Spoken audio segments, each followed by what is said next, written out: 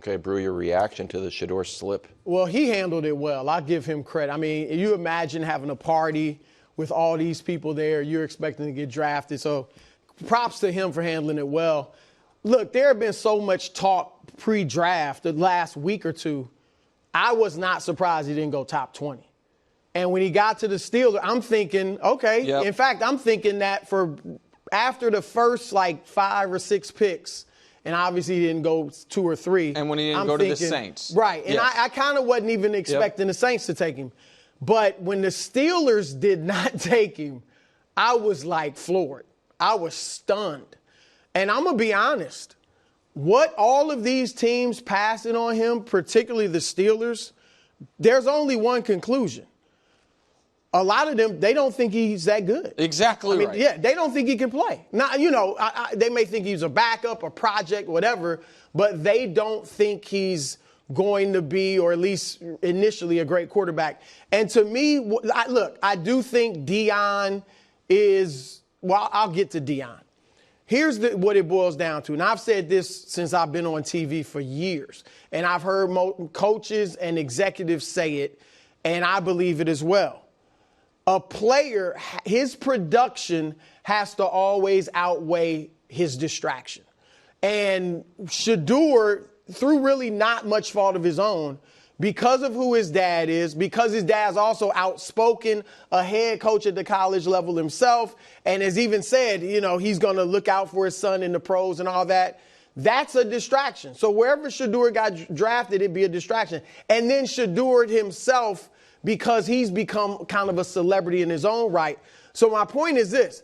If you're the Steelers or whoever, and you think he's a backup, at least initially, he's not coming in here starting right away, then he comes to your team. The last thing you want is a celebrity backup. And so teams understand there would be pressure from the fan base to play him. If your starter struggles, you're seeing in practice, he's not ready. There's pressure to play him. Deion has a microphone in his face every day at Colorado. He's going to be asked about, what do you think about what's going on with Shedeur? Wow, the starter's really struggling. You think they should throw Shedeur in? All of this stuff could be distraction for what a player teams apparently think is not that good. Now, my thought is he should have been drafted in the first round. I think he's going to be a good player. But I think that's the explanation for why teams aren't having drafted him. Yeah, teams didn't draft him because they didn't think he was first-round talent. And the quote we played and that's on the screen, I think is flatly wrong. We all know this shouldn't have happened. Yes, it should have. It should have happened because this wasn't. Now, again, teams can be wrong. The league as a whole can be wrong.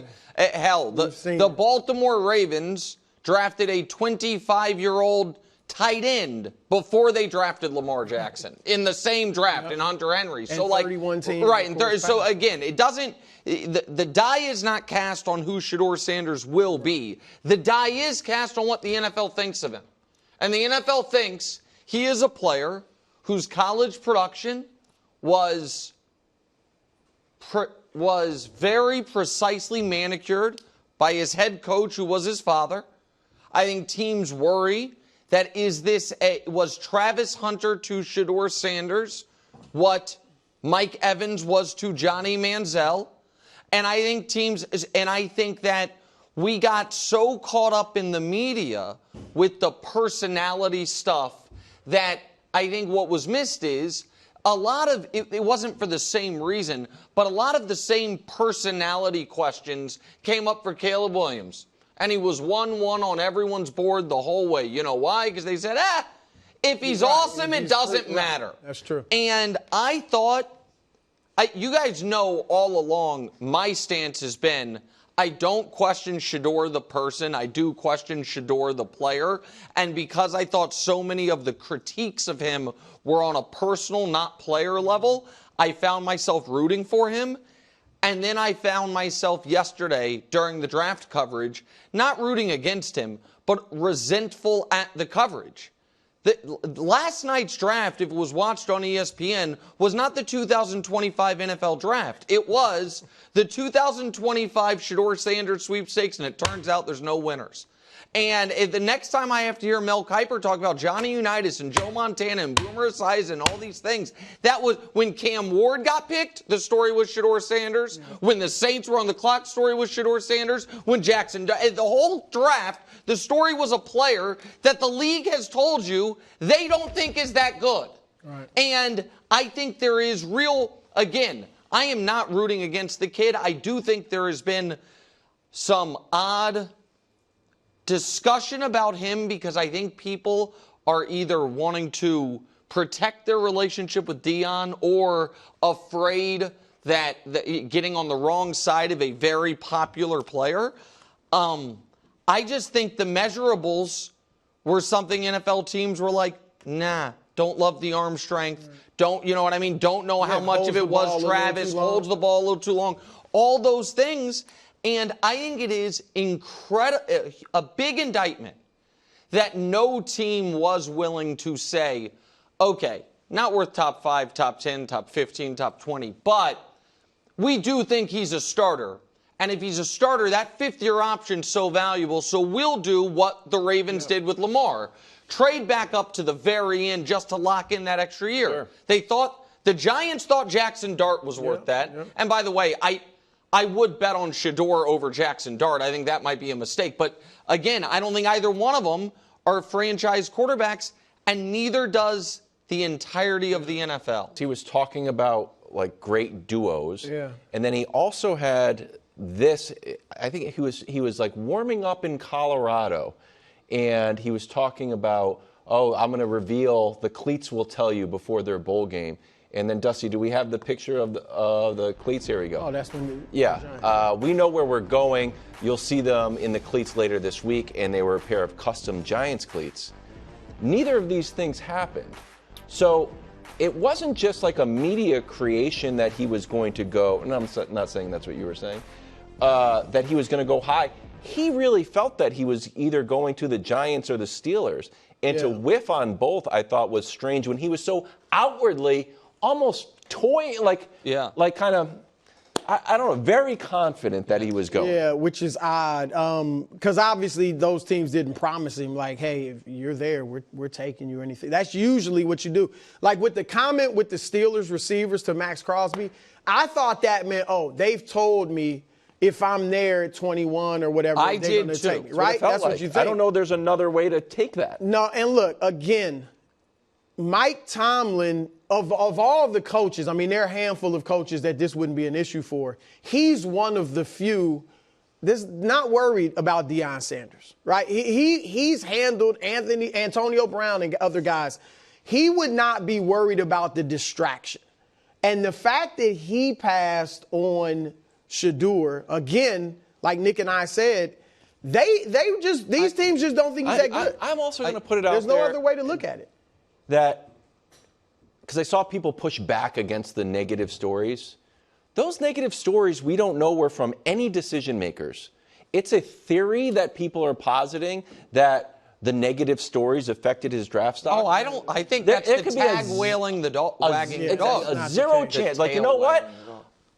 When someone on the draft show was like, the Saints in the dome, that would be great for him. I'm like, time out.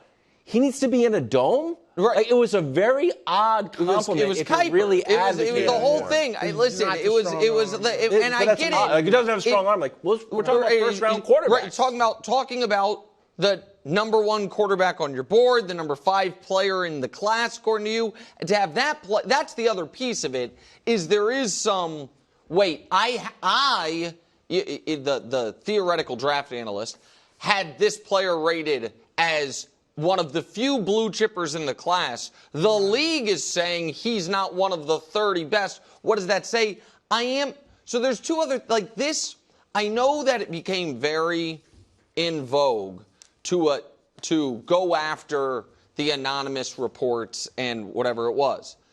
But now that we know there was no handshake, or it would appear there was no handshake deal with the Giants or the Steelers, right? Mm-hmm. Giants did trade up as for a different player. Steelers had the opportunity. They passed on him. Maybe they think they'll get him later. That gives you a little window into maybe why he was called entitled in interviews with other teams. Because he put out, because maybe he was operating as if, man, I know where I'm going. Right. So this is what I want to do. And I think you saw it also again. My concerns with Shedeur are the player, not the guy.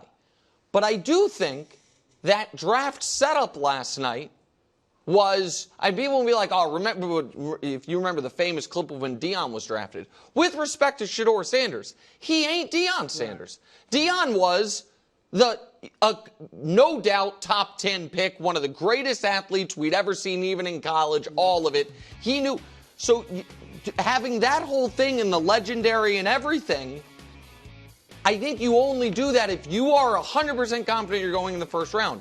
And he clearly was, however confident he was going in the first round, without a single team telling you you're going in the first round. And that's the thing. Like when teams, when the Giants saw him posting that photo, and it came right after he was kind of throwing the ball with Malik Neighbors, they were out there together. But the Giants are probably thinking, like, what? And I'm not trying, because again, I am a fan of Shedeur, and I think he should have been in the first round. I think he'll be a good starter in the league.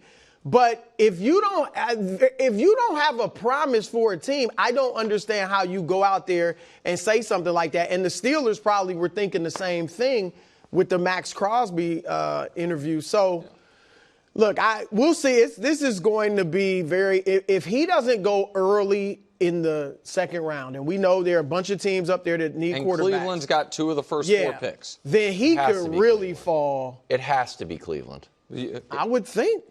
I would think. I mean, two of the picks, 2 of the first 4 picks. More on Shedeur later in the show, but we're talking about Shedeur's teammate right now, Travis Hunter, headed to Jacksonville. The Jags traded up for the 2-way Heisman winner. I protest. What? Wiles, I want to ask you, Wiles, as an unbiased observer.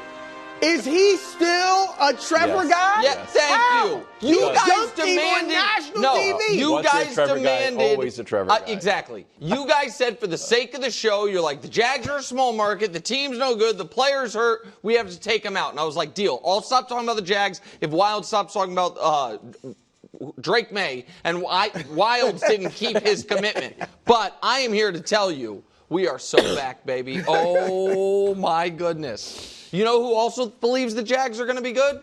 The Jags. You know how I know? First round pick, first round pick next year. What does it matter? It's 20. What's that going to be? 26, 27, 28 overall? Look, I told you. This is why you're a fan. No, I'm not a fan. You're going to say the Atlanta thing, all that stuff. I'm not going to talk about the Atlanta thing. Okay, well, let me look say. How good I look with Travis's shirt behind me. Let me. Looks great. Let me tell you what it reminds me of.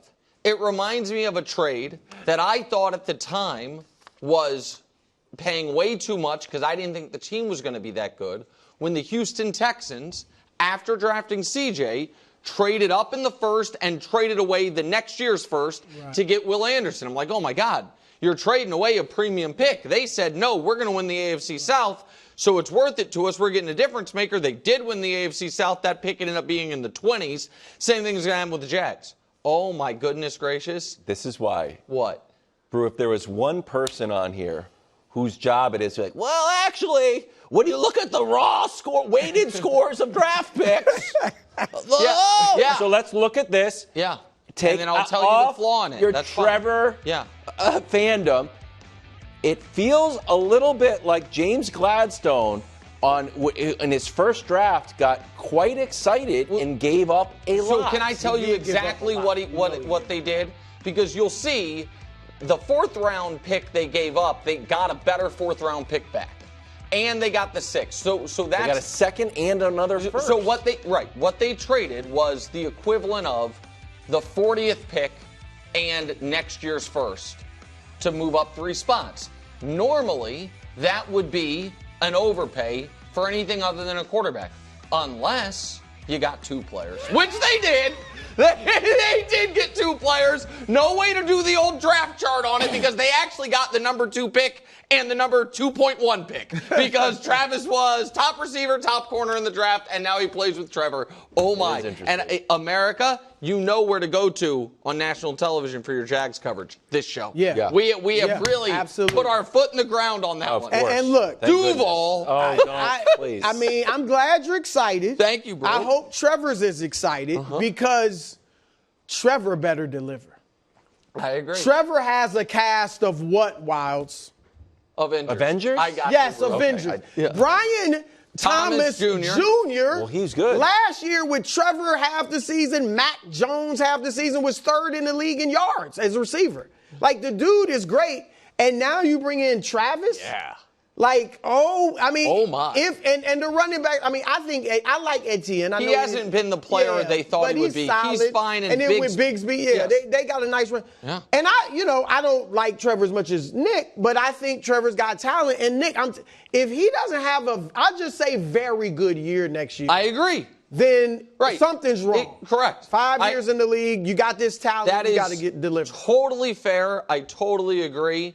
We're still holding Trevor to a higher standard than we hold Justin Herbert to, but that's fine. I understand the heavy is the head that wears the prince's crown. I get that. But, yeah, he needs to deliver. I'll do you one better, bro. If Travis doesn't deliver, if Trevor doesn't deliver, it will start to look bad for Travis. What do you mean? That if Trevor's not able to get him the ball, just like he wasn't he wasn't giving the ball to Brian Thomas, Mac Jones actually unlocked him. That is definitively not true, but go ahead. Run the numbers. Yeah, run them, Josh. Josh. Thomas's numbers with Mac Jones versus Thomas North. I gotta see this. I want Travis to thrive. Yeah. And I don't want Trevor to hold him back. He won't hold him back. And by the way, what we're gonna find out? Yeah, and they also said he's job 1 is wide receiver, job 2 is corner. I like that. And I think that's smart. I also think that's where you get value. Like wide receivers make double what corners make at this point, so that makes sense. This is great. This is great for the show. This is great for the AFC South. Finally has some real interest other than C.J. Stroud. And the number 1 pick of the draft, Cam Ward's there. Like it's good for everybody. So for our fans, I'll tell you, don't be scared. This is something I'm uniquely positioned to navigate. Okay, that's the GM. Yep. Chiefs, meanwhile, traded back a spot with the Eagles to draft tackle Josh Simmons. Close out the first round. Mahomes responded with a smiley face and some sunglasses on as he gets the Ohio State tackle blocking for him. Nick, are you happy with this? Well, I did, project it. I tried to give America a little bit of a heads up on it. So here's the deal. John Ledyard, I think the most respected draft analyst out there, had him as one of only 8 blue chippers in this draft class as the number 2 tackle, number 6 overall player. He was projected at the October 1st mock drafts, prior to his injury, he was projected to be the first tackle in the class and a consensus top 10 pick. The question is, how concerned are you about the knee? The Chiefs are not. And so to get this player who has the potential to be the best player at his position in this entire class at pick 32, and by the way, so at pick 31, plus they got an extra 5th rounder because Philly wanted to make sure they got Jahad Campbell, is as great of a value as possible. Were the Chiefs they weren't thinking of taking Campbell, were they? No, so I think the way that went I was confused by that. is, so I have no intel on this, hand to God. I mean, they could have bluffed him. I don't even think it was bluff. I think someone else called Kansas City to trade up. And Kansas City then calls Philly and it's like, hey, we've got an offer to move.